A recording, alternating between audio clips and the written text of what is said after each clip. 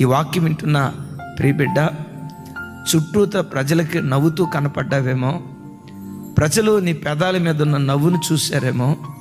ఈ రాత్రి నేను ప్రకటించే నా దేవుడు, ఏ ఇంట్లో ఉండి వాక్యం వింటున్నావో, ఏ దేశంలో ఉండి వాక్యం వింటున్నావో, ఈ దేవుడు ఈ రాత్రి నీ హృదయంలోకి తొంగి చూస్తున్నాడు. నీ దుఃఖాన్ని దేవుడు త్రాసులో తోస్తున్నాడు. ఎందుకు త్రాసులో తోస్తున్నాడో తెలుసా? శ్రమ నొందిన ఏండ్ల కొలది సమృద్ధిని ఇవ్వటానికి దేవుడు తోస్తున్నాడు. నువ్వు శ్రమ నొందిన ఏండ్లు దేవుడు లెక్కిస్తాడు. కన్నీళ్లు కార్చిన ఏళ్ళు లెక్కిస్తాడు.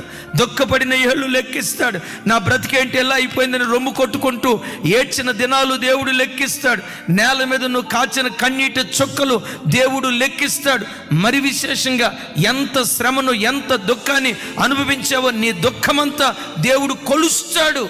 నీ నిందను దేవుడు కొలుస్తాడు. ఎందుకో తెలుసా? నిందకు